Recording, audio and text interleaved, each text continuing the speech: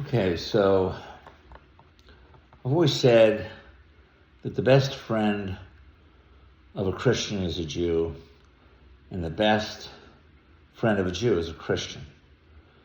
And so you would think, right, that a member of your group should be looking out for you, but it's just not so. Life is too complex for that.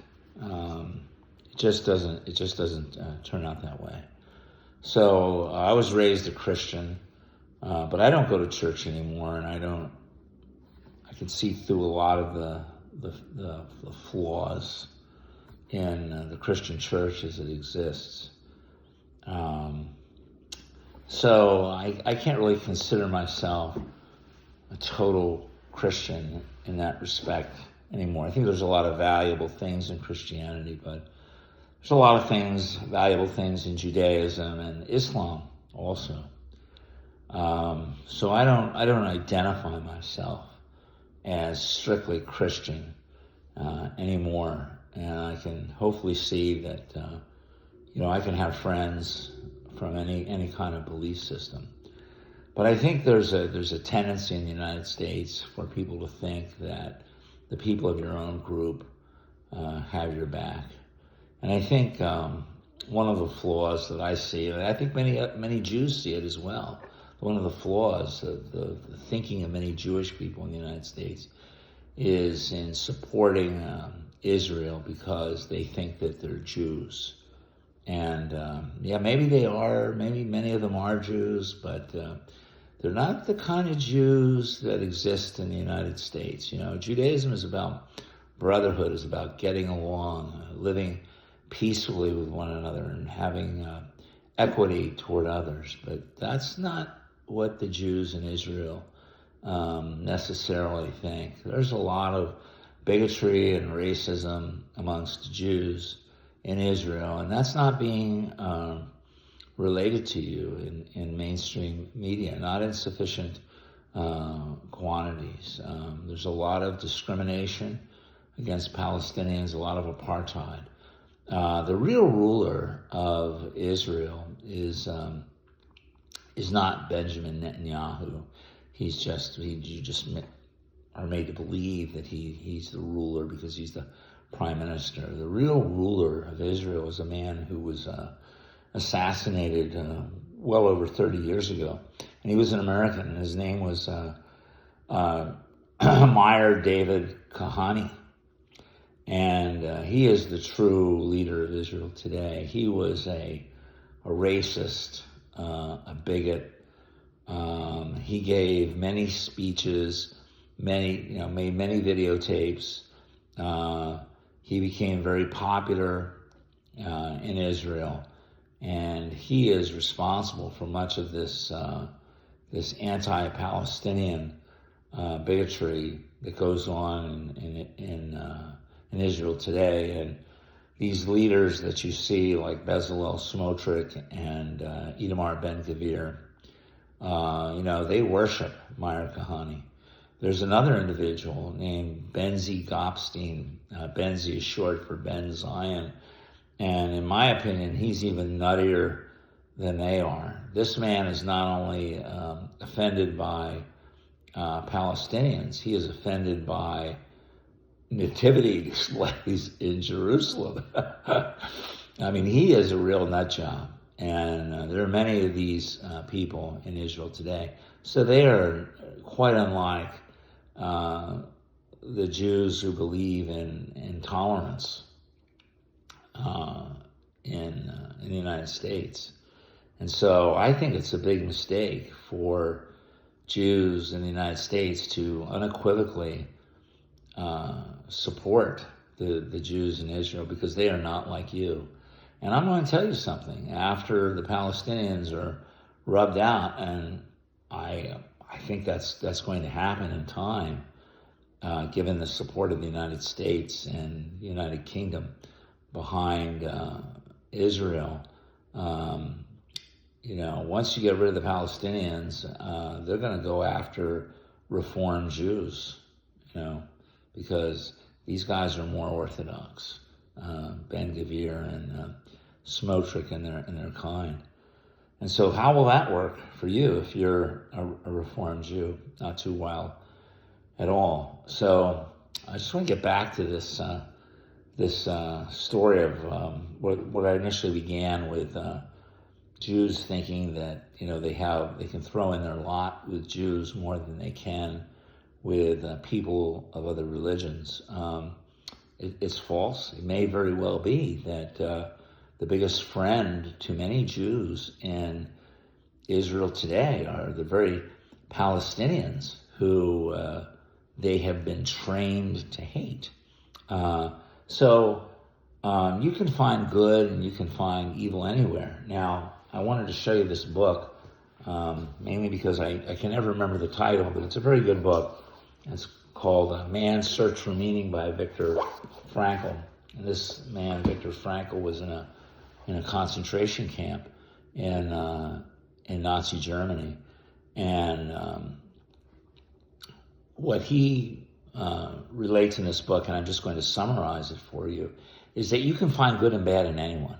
And he says that in these concentration camps, some of the Jewish trustees, they called them capos, K-A-P-O, plural being capos. Some of these Jewish trustees often treated the other Jews worse than the German guards.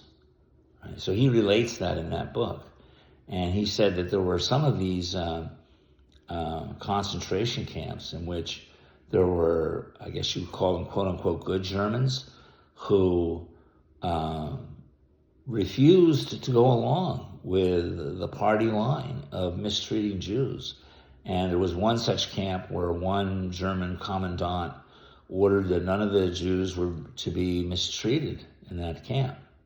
So this is an example of how you can find, you can find good in anyone, and you can find bad even in your own group of people. So, the solution for Israel, if it's ever going to have peace with its neighbors, is to find some sort of accommodation with the Palestinian people. They must learn to live in peace. They must see each other as indispensable to their future economic prosperity. And one of the ways that you can do that is to create an economic model in which you create intentional inefficiencies into the business model so that two parties can integrate together to have a shared economic destiny. Now, we have a project like that on the Rio Grande border. It's been going on for decades and decades now. It's called a Maquiladora program, in which you have a twin plant that sits, one part sits on the Mexican side, another part sits on the U.S. side. And so you have Mexican workers on one side and you have U.S. workers on the other. And together, they're going to work together to produce a common product. Now, it doesn't have to be set up exactly the way that it is in between the United States and Mexico. It doesn't have to be twin plants. It could be a joint plant that straddles the border. In the program we have down here, typically the administrative offices sit on the U.S. side and the manufacturing sits on the Mexican side. But it doesn't have to be that way. You could have manufacturing on both sides of the border. And when Israelis and Palestinians work together side by side, that will help break down the barriers of hate that exist on both sides, not on Israel's side, not just on Israel's side, but on the Palestinian side as well. Now, to illustrate that, I want to refer to a movie that was made many years ago, and it's a marvelous illustration of what's going on in Gaza and in Israel today. And it's called American History X. I'm sure many of you have seen that. Stars Edward Norton, Edward Furlong, Elliot Gould, Beverly D'Angelo, Stacy Keach is in there, many fine actors. And so in this movie, Edward Norton plays a troubled youth whose father is killed, and he joins a group of skinheads, a bunch of neo-Nazis, and they are racist. And Edward Norton's character, Derek, he becomes inculcated into this very isolated select group. You know, the only people they hang out with are white people, and they hate black people. But then Derek, Edward Norton's character, has to go to jail, and while he's in that jail, he has to work in this laundry alongside a black man. And only by working together with that black individual can Edward Norton's character, Derek, begin to see this black man as an individual person who has the same wants, desires as he does.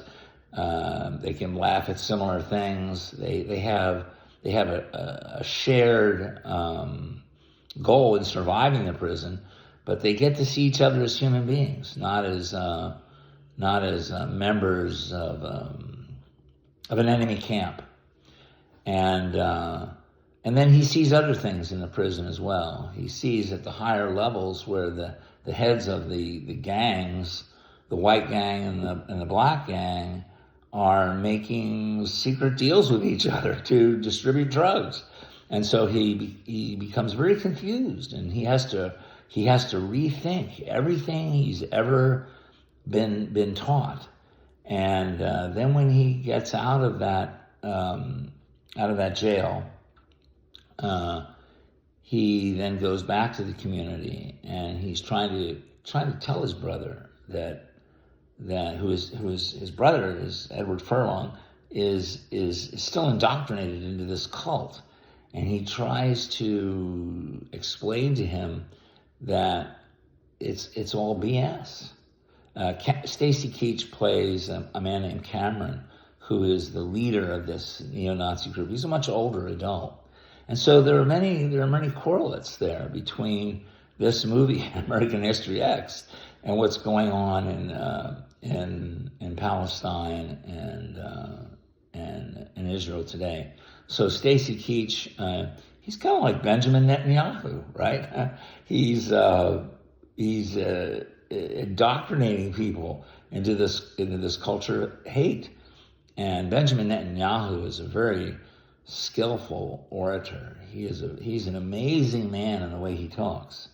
And I got taken in by this guy when I was young, way back in the 1980s. And Netanyahu, he's 5 years older than I am. He's been around a long time. I remember him showing up on the show Crossfire, and with that rich, deep baritone voice of his, and his ability to he has the ability to take a very complex issue, and he can boil it down into a very simple morality play of good versus evil, with, of course, Israel being the good guy and the Palestinians being the bad guy, and asking you to join his fight, okay, to eliminate the Palestinians. He's portrayed the Palestinians as these horrible terrorists, and the Israelis as these benevolent, good, kind people.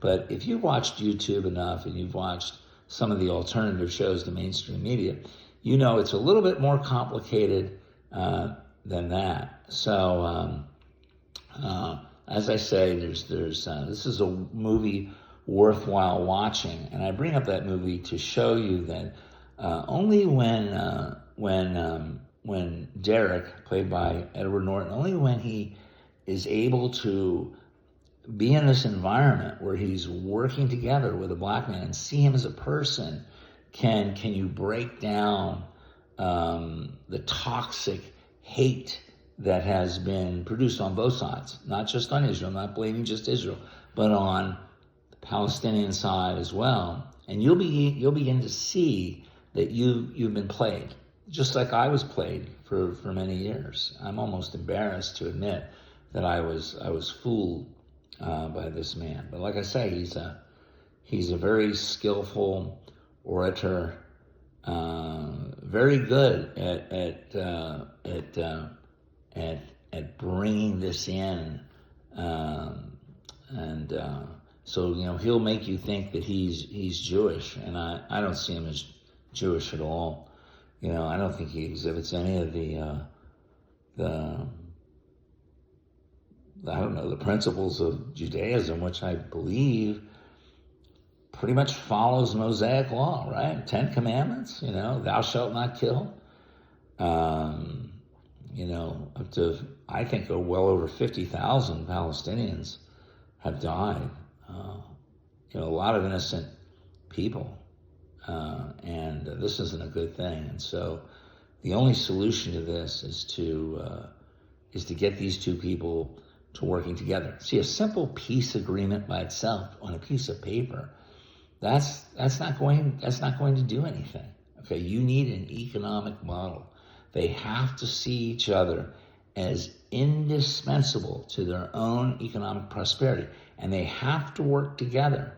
See, by working together, they'll see each other as human beings. And Israelis, I'll speak from the Israeli standpoint, they'll see that the Palestinian people are really very well-schooled, intelligent people. The people in Gaza, with nothing else to do all day, they can't leave. They went to school and they learned a lot. And even in this catastrophe in Gaza, I've seen some documentaries on Al Jazeera of how these people are generating water to live and how they're generating energy. It's amazing what they've come up with and how they've survived in the face of this catastrophe. So I think that's all I wanted to say today about Israel and Gaza. All right, well, thank you very much.